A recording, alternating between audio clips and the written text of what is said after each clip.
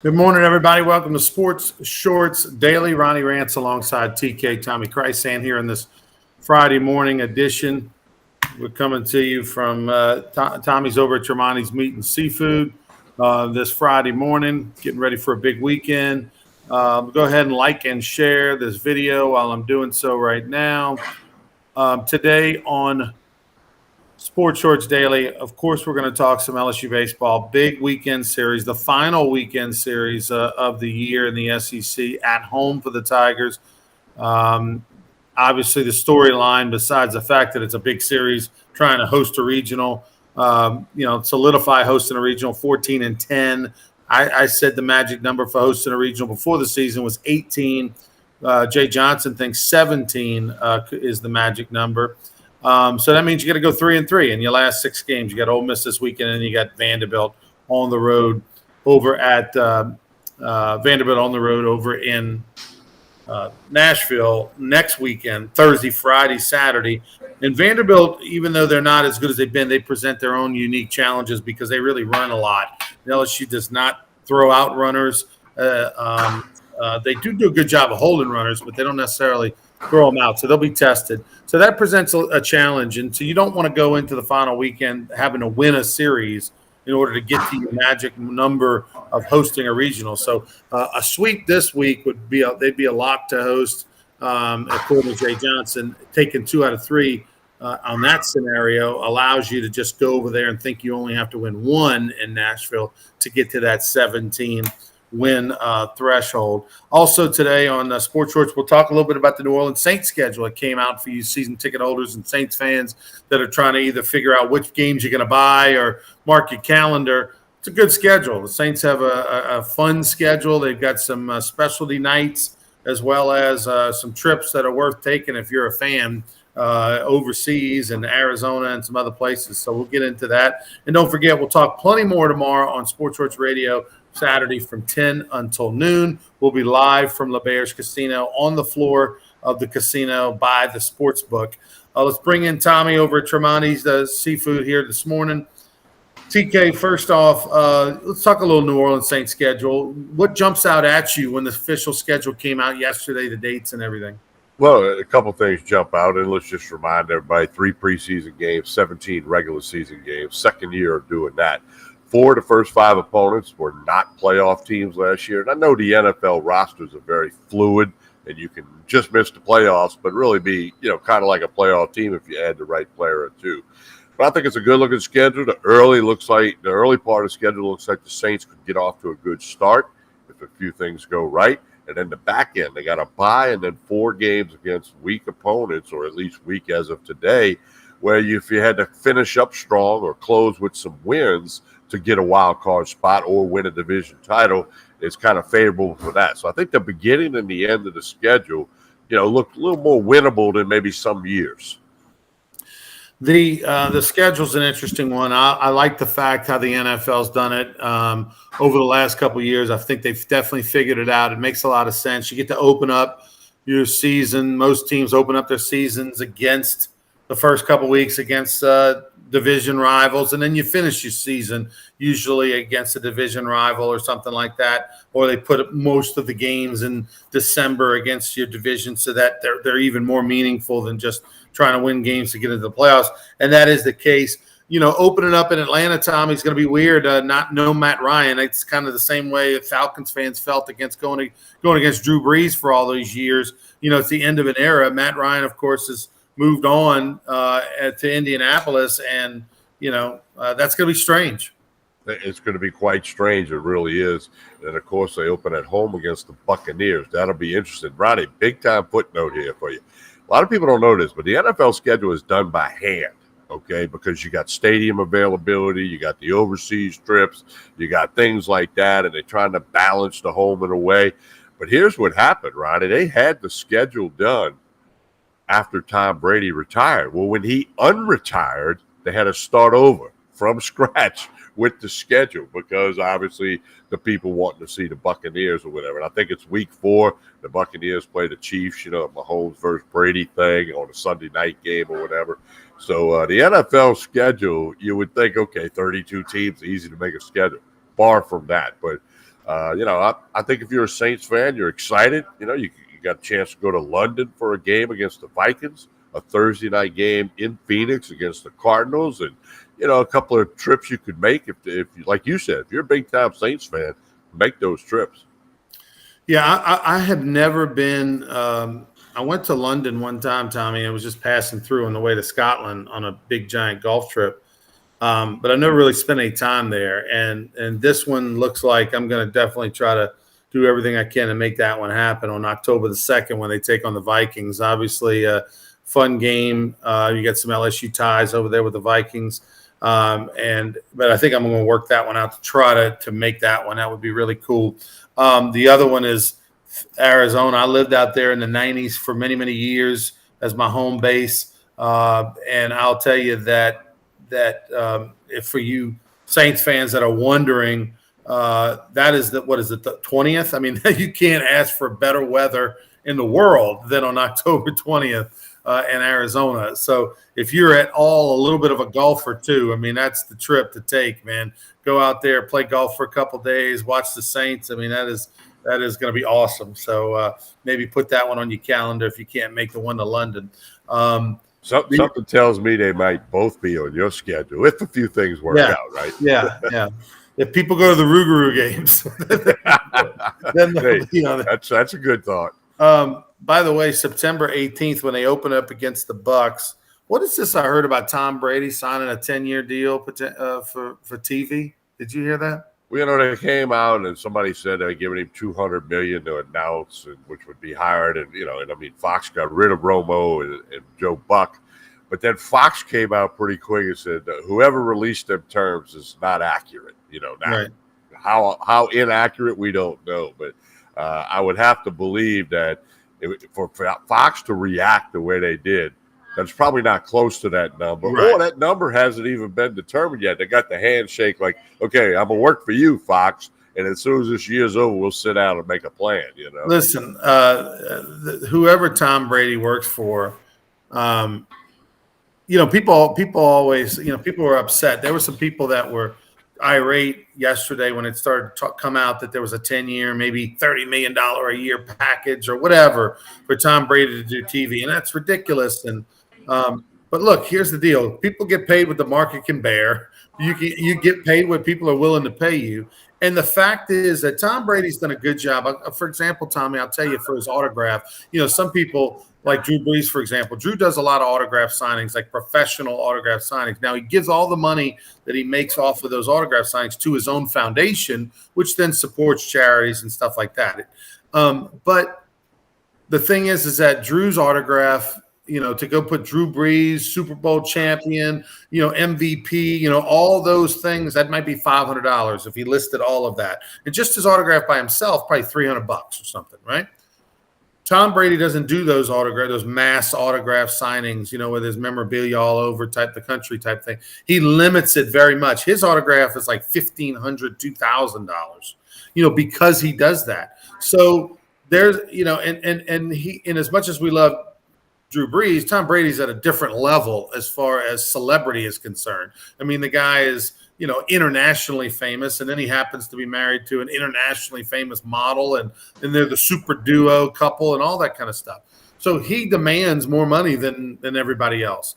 And the fact is, if Tom Brady were doing Thursday night football, we would care more. We would watch more. We would tune in to, I got to see Tom Brady, just like if Peyton Manning did when he decided to sit there with a camera in his living room and talk shit with his brother. The world went, oh, this is great. Because we feel the same way about Tom Brady, even more so. So on an international level. So it wouldn't shock me if he gets some stupid number.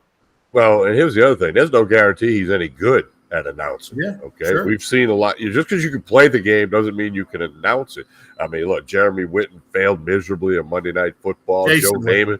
Jason Witten, Jeremy hit a big home run though. Yeah. 2000 for the LSU baseball team. And I screwed that one up. All right, and then Joe Namath was terrible. I mean, other guys have just not done. So there's no guarantee there. I think he gets a little wiggle room because of who he is. But then, like somebody pointed out, okay, if he's a color commentator for a game, if he's in the Troy Aikman role or Tony Romo role, and they got a Patriots game, does he take some shots at Bill Belichick? And then, of course, if he gets a Buccaneer game, and they'll try to steer away from that, but sooner or later, if you're going to work for a long time, you're going to stumble into some of that. But, other guys have got in the booth and had to talk about former teammates, former coaches, assistant coaches, whatever.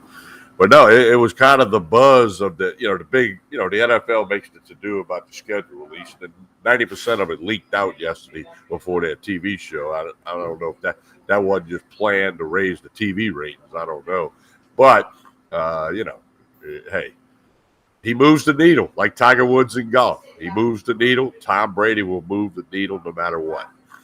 By the way, the funny thing about you mentioned Jason Witten, he's actually a head high school football coach now, about 45 minutes north of downtown Dallas at a, real nice school over there. He's the head football coach. The head baseball coach at that same high school is Brad Haupt, the former LSU Tiger and Major League outfielder.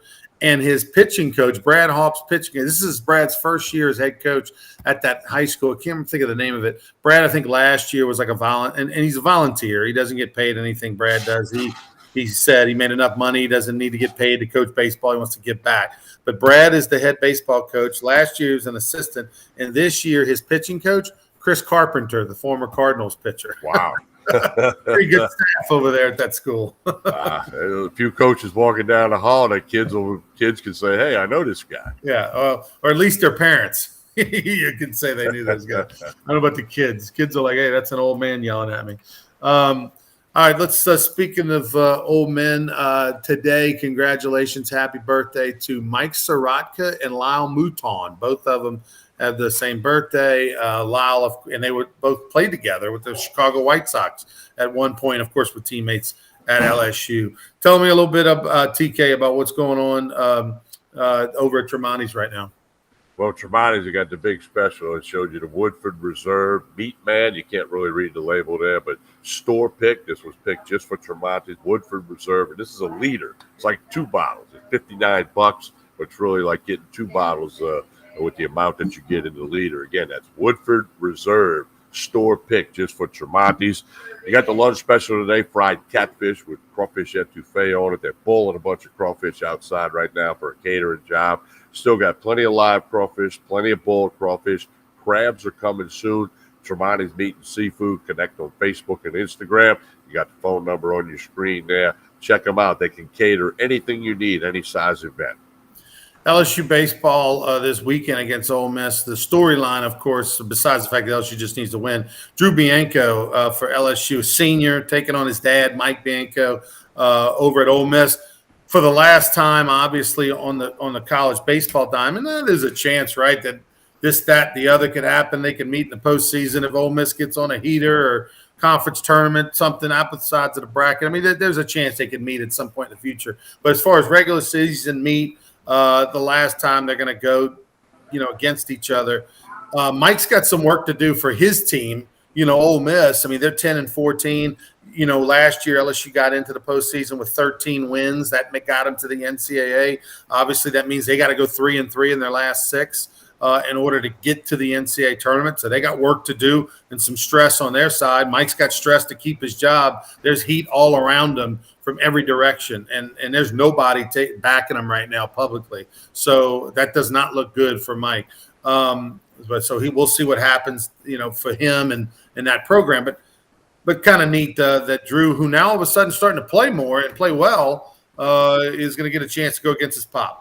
Yeah, it's a special thing, and he's had a couple of those nagging injuries that you just can't seem to get over. But he's played every position for LSU except pitcher. And somebody joked with Coach Johnson yesterday, said, "Hey, might he get to throw an inning if the game gets out of hand?" And he said, "Probably not going to happen." That was Jay Johnson's answer. But no, Bianco is the kind of guy you want on your team. You want him in the dugout. You want him in the locker room. He can do a lot of things. We've seen him make big-time catches. I remember out at the regional last year. I mean, he finds a way to get things done. Batting average not where he wants, but he had a couple hits against Bama at key times, as Skip Burton would say, the timely hitting. He's good at that. So I'm sure it's going to be a special weekend. But, Roddy, you're right. Ole Miss got work to do. They got a lot of reasons to play and play well. And, it should be an excellent matchup. They don't pitch it real well and they don't hit it real well when you look at the SEC leaders, but man, there's a lot of pressure. It should be exciting. Now, the weather forecast is a little sketchy all weekend, particularly tonight and tomorrow. So just, stay connected to the LSU social media scene in case there's an announcement or a change. By the way, speaking of LSU baseball, Jacob Berry is the story, right? And it got addressed on the radio show the other night at TJ Ribs with Jay Johnson, who did say that, he talked about the possibility of a pin going in, and again, that may have already happened. We don't, all the things we talked about the other day on the show. Jay talked about it and said he's hoping he might be able to play this weekend.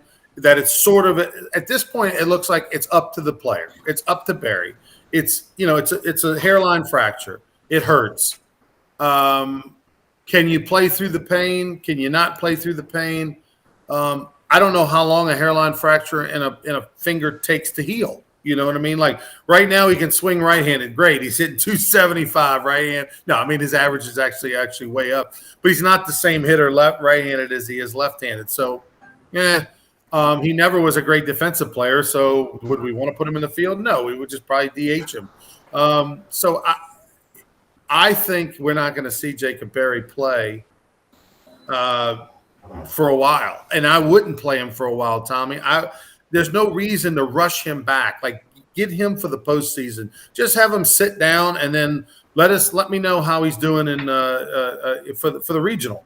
The week of the regional. Then let's. Hey, are we 100%? Can we swing it lefty and righty? I don't think there's any benefit at the moment to take a guy like that could re-injure it, or a guy who could just kind of hurt himself or change up his swing or lose some confidence. Like, we don't need him right now to get to the NCAA tournament. That's going to take care of itself. Let's just let him rest until the regionals. That's what I would do. Well, first off, I'm sure he wants to play and he wants to help his team. Okay. Then, as Coach Johnson said, it becomes how much can he tolerate the pain? And can he do that? And you don't really know what's going to happen until you try to hit a 93-mile-an-hour fastball. It's a little different when the quote-unquote lights are on. I agree with you, Ronnie. Let him sit out. You're going to be in the postseason now unless the roof collapses. So let him sit out and get as close to completely healed as possible, and then have him for maybe you make a deep run in the SEC tournament. Although with that pitching staff, I'm not so sure that can happen. But then you get to the regional, which is easier to win than the SEC tournament because of the teams and the games and the number of games and the number of days. I'd sit him up. And, here's the other thing. This guy's got millions of dollars in front of him professionally. So if you get out there and you mess up your hands, I mean, you can't hit without hands. So there's a lot of layers involved in this decision. I'm going to agree with you. I don't think we see him this weekend. Yeah, it's just what's the benefit? If he can only swing right-handed, he can only DH. He was in such a groove. You wouldn't want to see him manipulate his swing in some kind of way, or get into a slump going into the postseason, trying to adjust in some kind of way. Just sit, rest, let the healing process take place. Let's X-ray that thing, in a couple weeks. And then, if things look a lot better, then we can just, hey, let's move on. I think, not to mention, he's got so much to play for, right? I mean, will he not be a first round pick if he, doesn't do well the last couple weeks and because of the hairline fracture? I don't think so. I don't think what he does the next 30 days is going to really affect his postseason draft. They've got 2 years on him being one of the best hitters in America from both sides of the plate. And they're going to give him a pass. If he doesn't do well, they're going to say, well, he's playing with a broken finger, So I don't think it's a draft thing for Berry, even though he'll be July 17th. I think it's the draft. I think it's more about, for me, I want him to be 100% or as close to 100% healthy and confident and chomping at the bit. And that would be the case if you sat him for the next 2, maybe 3 weeks prior to regionals and got him closer to 100% as opposed to trying to fight through things with braces and all kind of other stuff on his hand. Well, and he can still run. He can still ride the stationary bike, probably do some kind of weight work. So, it's not like he's going to become dormant, and not do anything. And again, I'm sure he wants to be out there and help his team, but you got to make the medical decision one. And if he's got to be able to be honest and say, hey, coach, I can swing it. I can swing it right-handed. I can help the team. Or, hey, coach, let's wait. So if I had to bet a Diet Coke on it, I don't think we see him play this weekend. That doesn't mean he wouldn't get thrown into a pinch hit spot. We don't know that because, everybody is so close to the vest on the on the injury. Yeah. All right, TK, we're going to get out of here. We'll be back, of course, tomorrow on Sports Charge Daily from 10 to noon at La Berge Casino. Come by there or tune in. Download the 104.5 ESPN app. You can listen anywhere in the country. We'll be on from 10 to noon. Joel Davis will be there along with Hunter McCann, and then we'll talk to TK for our Court Street Cafe report at 11 o'clock. And then we'll be back for Sports Charge Daily on Monday. Special thanks to Tremonti's Meat and Seafood. Hope everybody has a great weekend. We'll see